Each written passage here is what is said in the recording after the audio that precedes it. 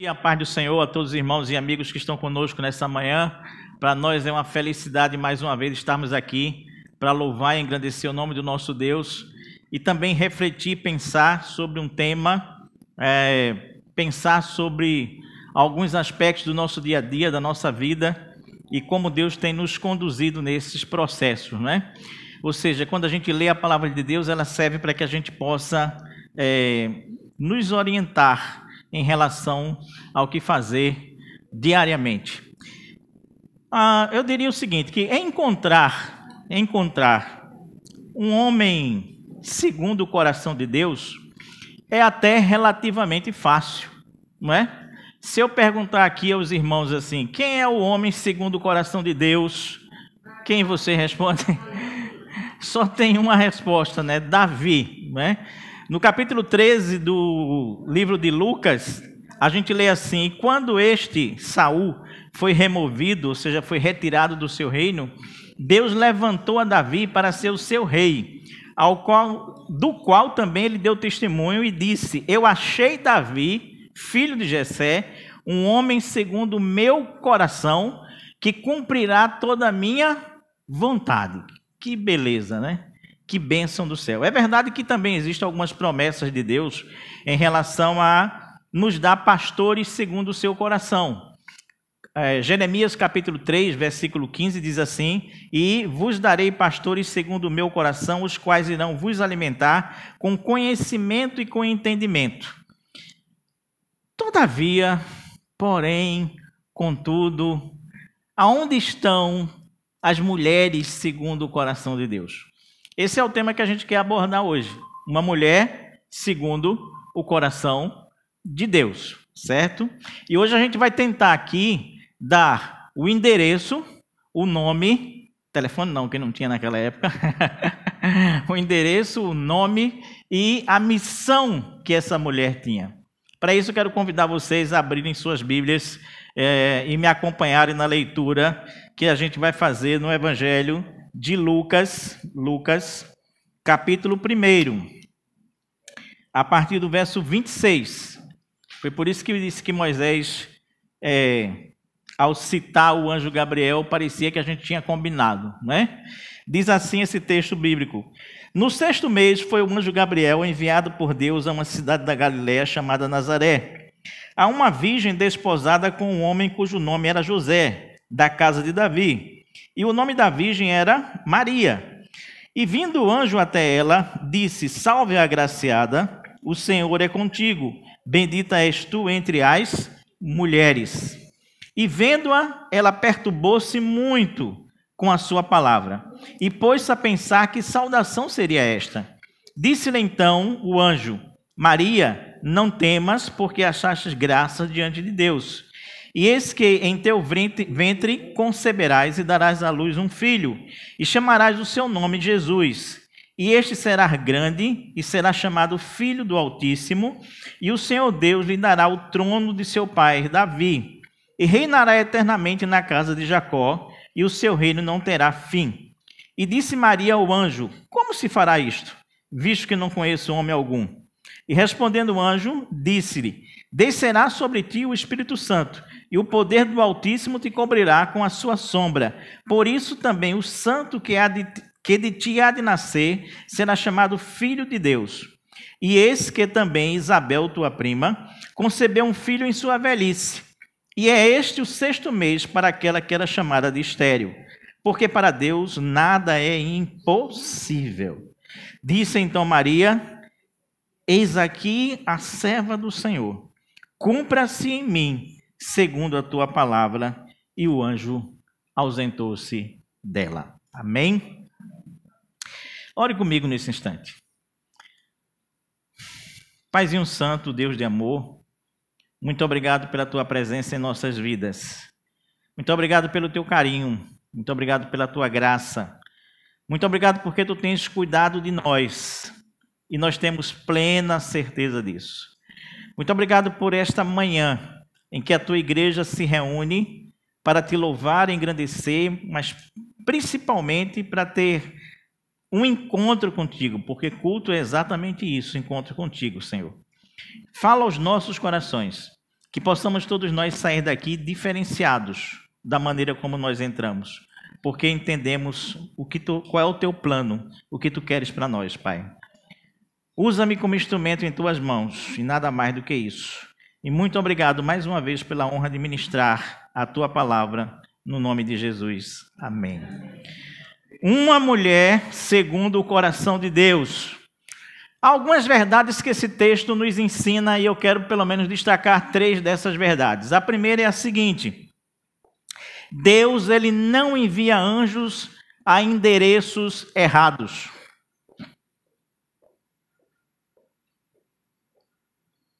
Caiu a frase no seu coração? Vou dizer de novo. Deus, ele não envia anjos a um endereço errado. O primeiro versículo que nós lemos desse texto diz exatamente assim: no 6º mês, o anjo Gabriel foi enviado por Deus a uma cidade da Galileia, e o nome dessa cidade era Nazaré. Beleza? Entenda bem o seguinte: os anjos do Senhor, eles já foram enviados, a essa altura dos acontecimentos, já tinham sido enviados para N lugares. Os mais inusitados, os mais complicados e os mais difíceis possíveis. Vou citar alguns. Por exemplo, logo lá no início da Bíblia, os anjos do Senhor são enviados, 3 deles, na verdade, para a tenda de Abraão, que ficava numa região chamada de Manré. E ali eles anunciaram que, na verdade, Abraão seria pai de uma grande nação. Saindo dali, aqueles anjos foram para uma cidade chamada de Sodoma e Gomorra, a casa de Ló. Aí já era uma situação bem diferente, né? De uma pacata Manre para, na verdade, uma deturpada, desajustada, desarticulada cidade chamada Sodoma e Gomorra, um conjunto de cidades nesse caso. Mas também, como nós vimos nas últimas mensagens que nós pregamos aqui, um anjo do Senhor também foi enviado para aquele caminho da mula de Balaão, lembra? E ficou no meio do caminho, impedindo que a mula também andasse ali, naquele instante. A gente vai caminhando um pouquinho mais, a gente encontra os anjos do Senhor numa cidade chamada de Ofra, debaixo de um carvalho, onde se escondia um servo do Senhor chamado Gideão. Gideão estava escondido porque estava com medo dos midianitas, mas os anjos do Senhor estavam lá. Depois disso, esses anjos do Senhor foram também enviados ao deserto de Beceba para alimentar Elias, que estava numa profunda depressão, pedindo a morte, querendo que Deus o matasse. E os anjos do Senhor vão lá naquele deserto, naquele lugar. Depois disso, para citar mais 2 casos, os anjos do Senhor vão até a Babilônia para salvar 3 jovens que tinham sido jogados dentro de uma fornalha fervescente, porque se recusavam a ser idólatras.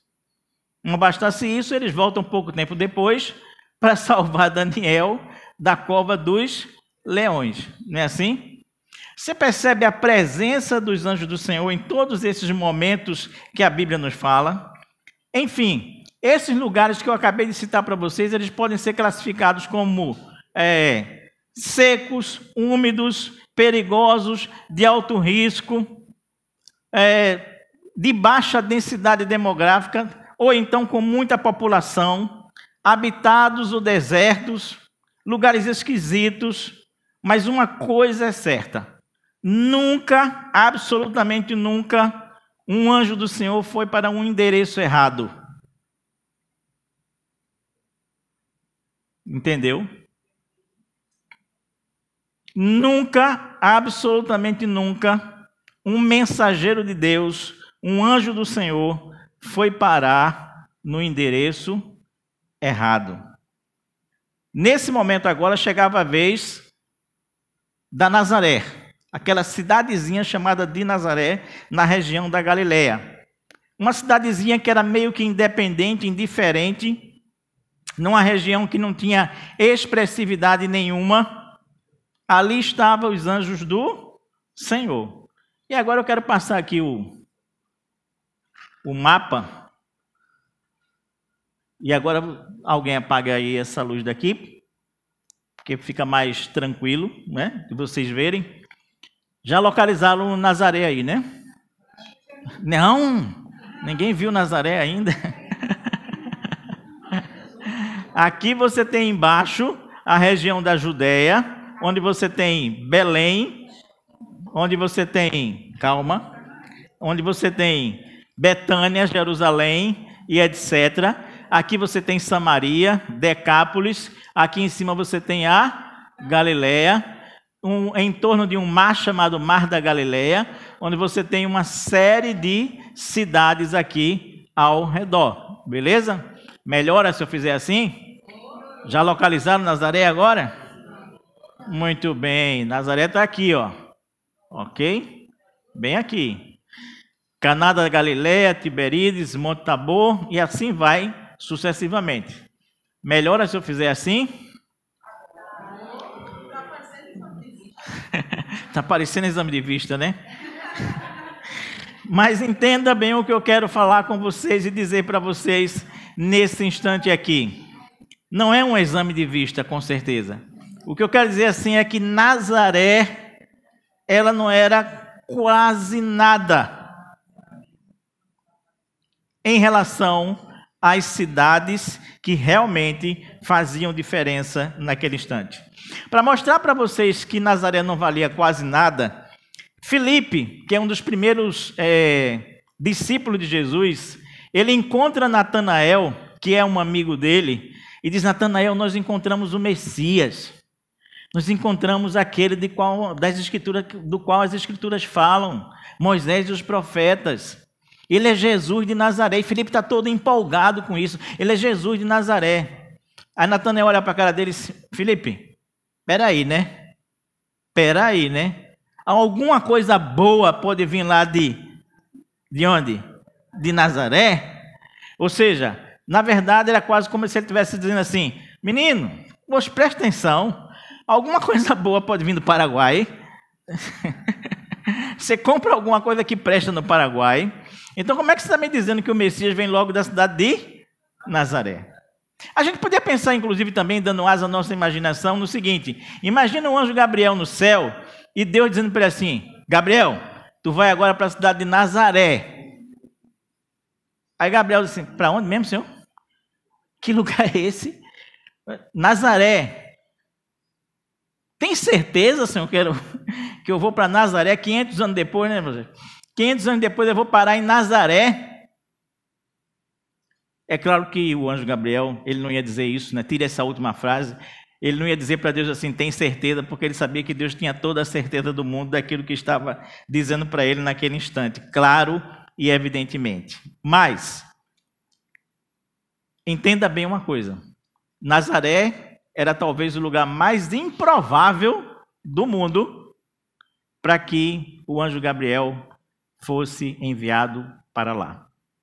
Mas Deus não manda seus anjos para o endereço errado. Entendeu?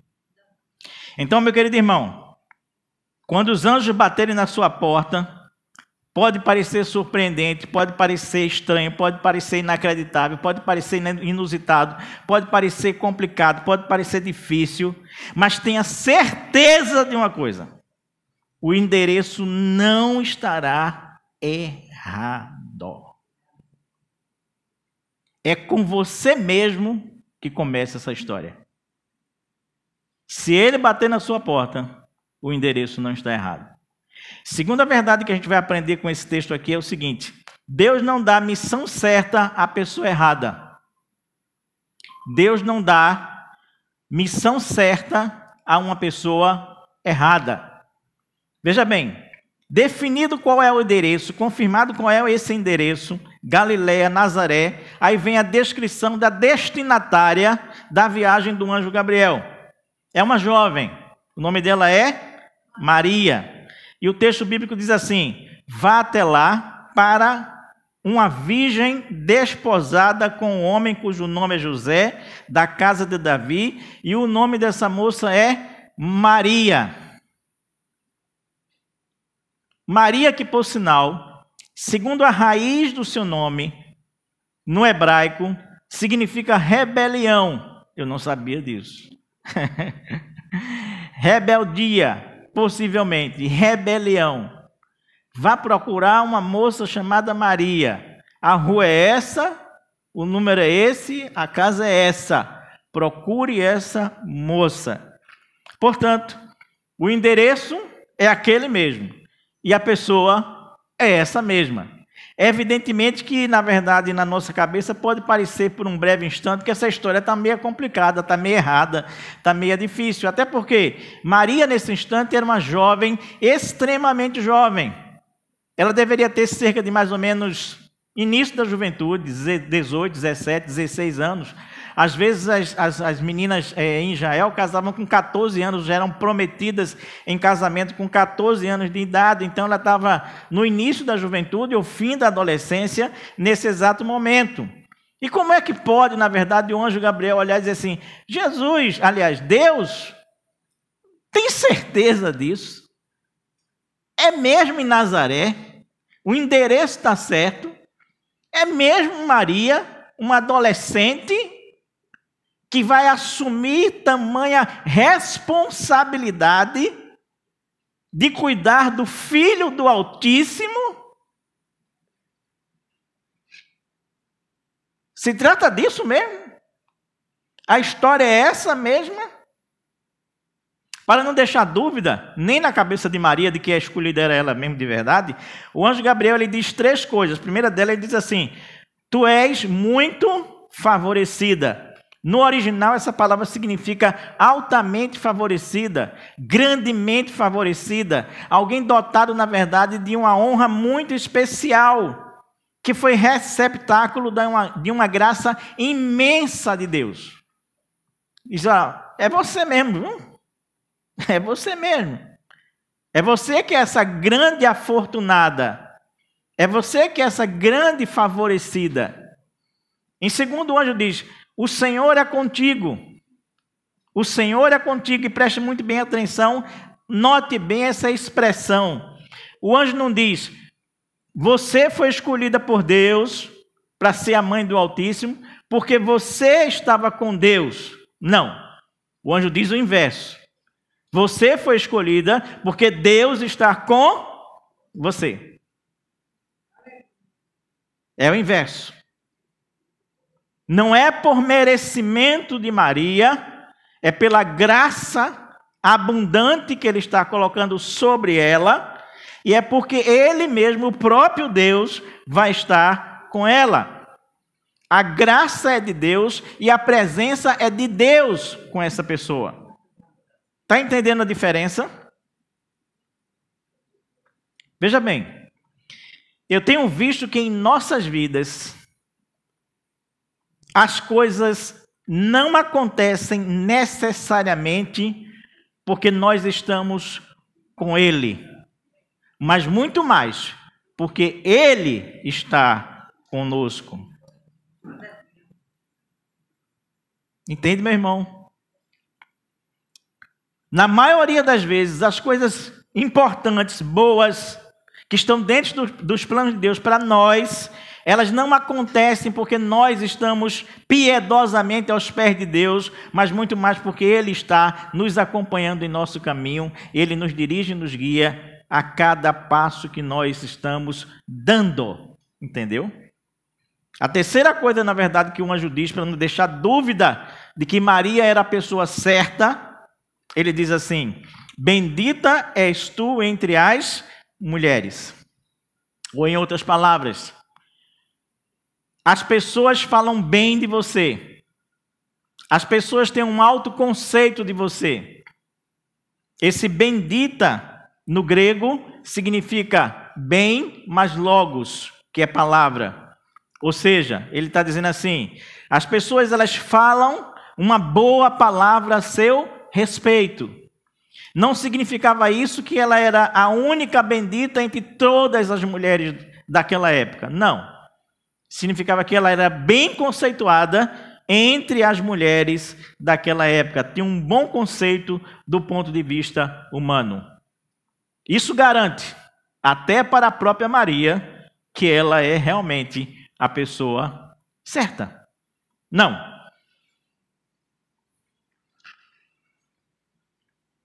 Se a gente olha para a história direitinho, a gente poderia dizer assim, Maria deveria ser a pessoa errada, porque afinal de contas, ela já é uma mulher casada.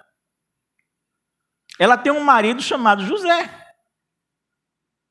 Então como é que Deus vai arrumar essa encrenca, essa complicação para essa mulher? Como é que de uma hora para outra, sem ela ter ainda maritalmente convivido com o seu esposo, ela vai aparecer grávida?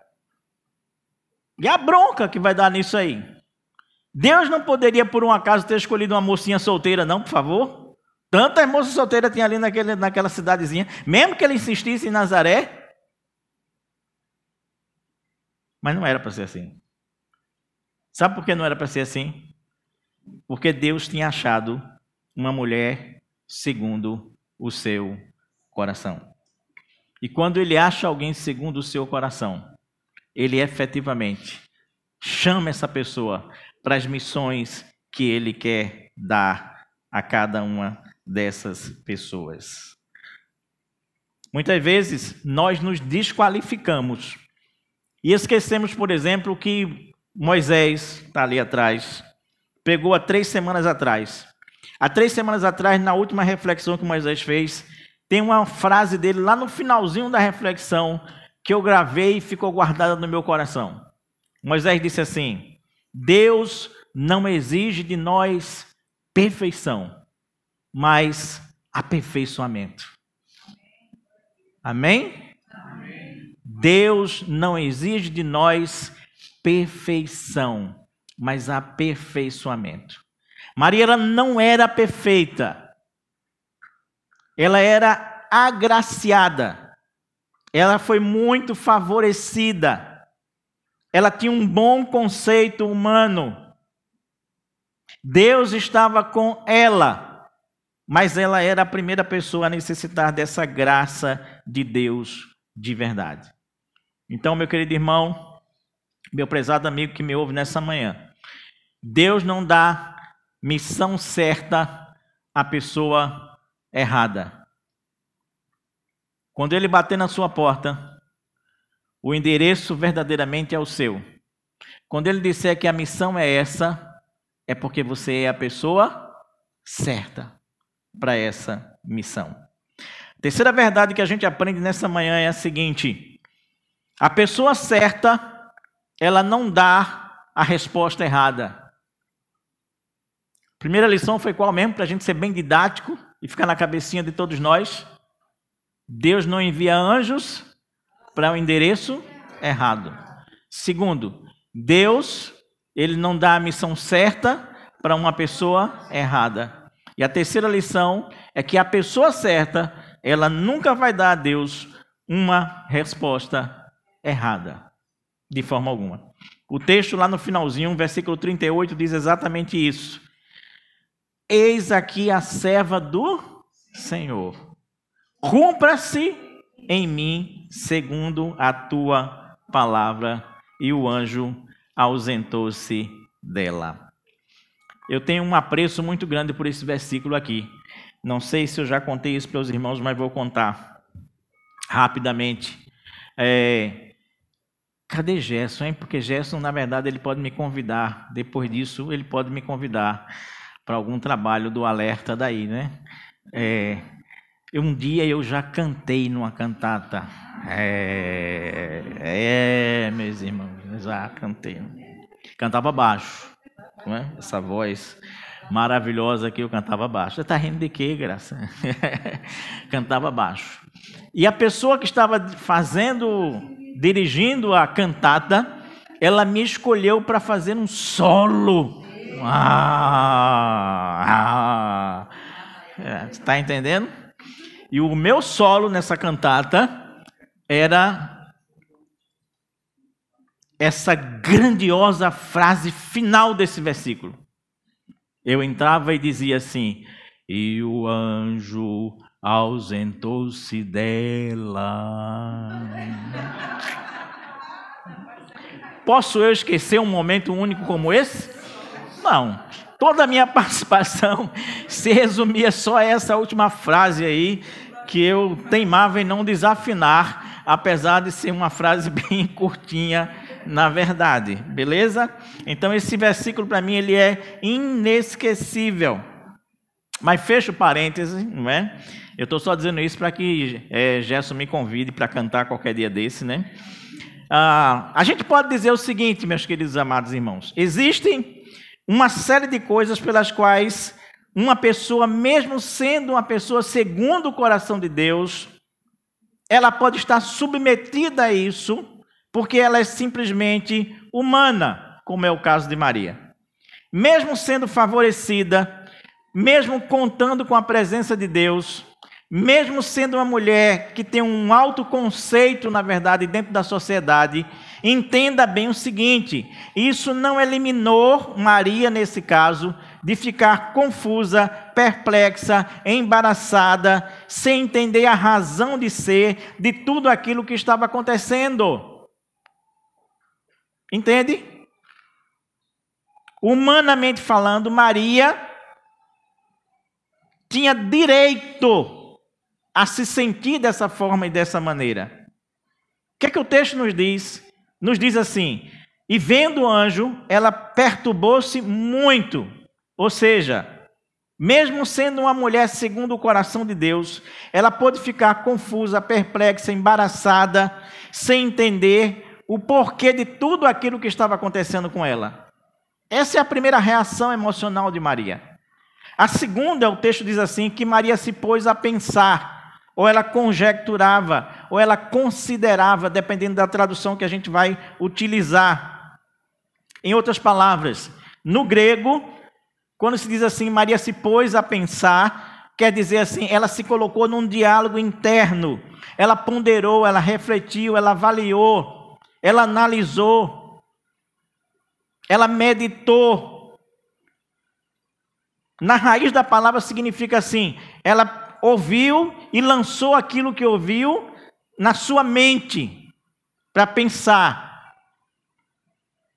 É a palavra dialogomai no grego. Ao ouvir as palavras do anjo, Maria perturbou-se muito. E depois ela colocou-se a pensar, a refletir. Mas em terceiro lugar, ela faz uma outra coisa. Ela questionou. Na hora que o anjo parou de falar, ela disse: tá bom, peraí, mas como é que isso vai acontecer?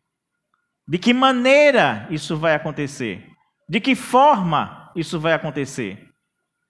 Eu sou casada já oficialmente, mas eu não tenho marido.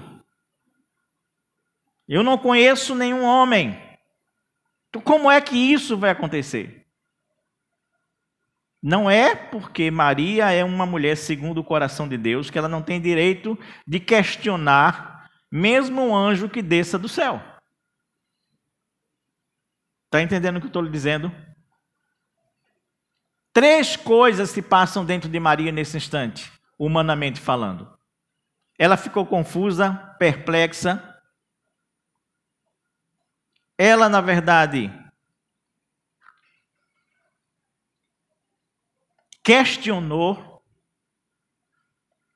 mas acima de tudo, ela não deu a resposta errada. Você entende isso? Ela não deu a resposta errada. Eu e você, a gente pode se sentir perturbado, confuso, perplexo, reflexivo, pensando, ponderando as coisas que nos acontecem em nossa vida o tempo inteiro. Podemos sim. A gente só não pode dar a resposta errada, de maneira alguma. E Maria dá essa resposta em 2 níveis.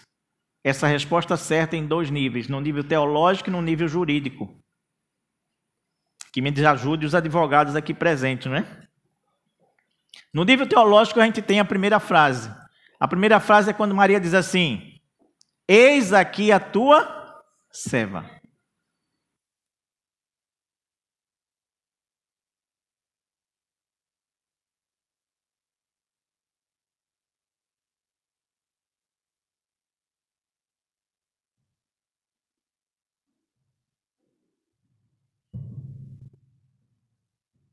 Como eu estava dizendo, no nível teológico, ela dá a primeira resposta que é essa frase: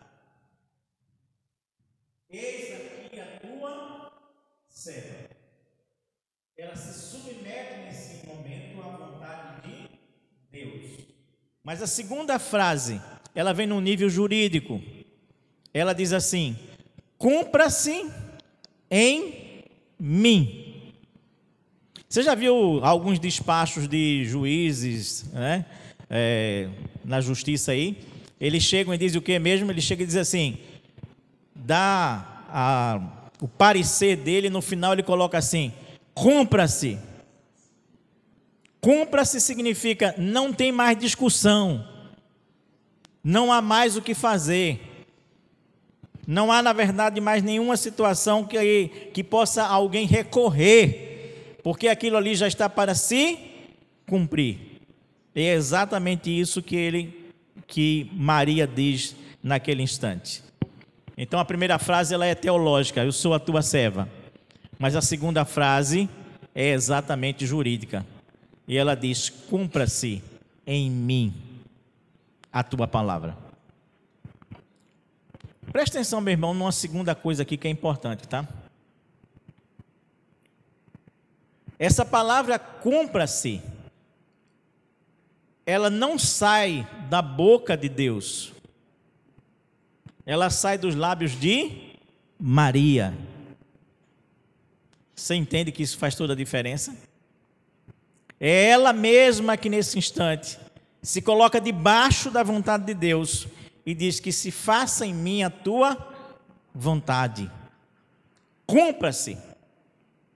Cumpra-se. Cumpra-se. Eu quero concluir fazendo algumas observações. Tudo isso que eu acabei de colocar para os irmãos aqui. Primeira coisa, Deus não manda anjos para endereços errados. Segunda coisa, Deus não dá a missão certa para uma pessoa errada. E a pessoa certa, ela não dá uma resposta errada para Deus. Maria poderia dizer assim: bom, Senhor, espera aí, eu tenho um tempinho para pensar no que o Senhor está me pedindo. Me dê 3 dias aí para eu pensar direitinho nisso.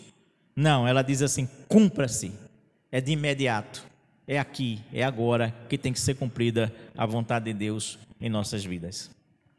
Segunda observação, é interessante que as 2 pessoas que nós citamos aqui nesse texto, as 2 pessoas que a gente pode definir bem claramente que são segundo o coração de Deus, são 2 jovenzinhos. Davi também não passava de um adolescente, quando na verdade foi chamado para ser rei de Israel. Era um mero adolescente. Tanto é que ele tinha 7 irmãos na frente dele, e quando o profeta Natã vai até a família dele para consagrá-lo como rei, naquele momento não é levado em consideração quem é o mais velho, nada disso. Mas Deus diz: está faltando um, e eu quero esse. É esse último, está lá, o rabo da fila. É esse camaradinho aí que eu quero. Deus não usa, portanto, o critério de maioridade para escolher uma pessoa para ser segundo o seu coração. Mas a outra observação que a gente pode fazer é que Deus também não usa o critério da perfeição e da santidade para escolher alguém que seja segundo o seu coração. Davi está muito longe de ser perfeito. Davi tem uma hora que chuta o pau da barraca e ele quebra os 10 mandamentos, não, ele quebra os 12, ou 13, ou 14, ou 15 mandamentos de uma vez só. De uma vez só. E Maria também está longe de ser perfeita. Ela não é essa deidade que algumas religiões tentam fazer com que ela ascenda lá em cima e se torne quase parte da trindade divina. Não. Ela foi agraciada, favorecida, também do mesmo jeito, da mesma forma como qualquer ser humano precisa. Então, se Deus não usa nenhum critério de maioridade, nem de perfeição e nem de santidade, qual é o critério que Deus usa para alguém ser chamado segundo o seu coração? É simples. Alguém, para ser segundo o coração de Deus, ele precisa ser segundo o coração de Deus. É. O que Deus faz é um exame cardiológico em você, em mim, em cada um de nós. Você já parou para pensar nesse cardiológico? Cardio é coração e lógico é razão, é palavra, é raciocínio. Ou seja, o que a palavra de Deus está dizendo é assim: Deus escolhe as pessoas conforme a lógica do coração delas, conforme a lógica que Ele vê dentro do coração delas. E se essa lógica dentro do coração delas é igual à lógica que está dentro do coração de Deus, Ele escolhe essa pessoa. É interessante como o texto lá de Samuel diz assim que Deus achou Davi. Deus achou Davi. Eu não tenho dúvida também de que Deus achou Maria. Não foi Maria que achou Deus, foi Deus que achou Maria, que tinha um coração segundo o seu coração, o coração de Deus. É por isso, meus amados irmãos, que na hora em que Davi vai ser escolhido para ser rei, 1 Samuel 16:7, falando Deus com Samuel, ele diz assim: porém o Senhor disse a Samuel, não olhe para a sua aparência, nem para a altura da sua estatura, porque eu o recusei. E isso ele está falando do irmão mais velho de Davi, que era um sujeito bonito, elegante, forte, alto, assim como eu, não é? Esse porte assim. Muito modesto eu estou hoje, muito modesto. Quando ele termina de dizer isso, Deus complementa dizendo assim: pois o Senhor não vê como o homem vê, pois o homem vê a aparência exterior, mas Deus vê o coração. Coração. É o exame cardiológico que Deus faz no meu coração, no teu coração, no coração de cada um de nós. E é por isso também que na hora em que Davi está para partir, morrer, ele reúne todo Israel, todas as pessoas importantes daquela época, daquele instante.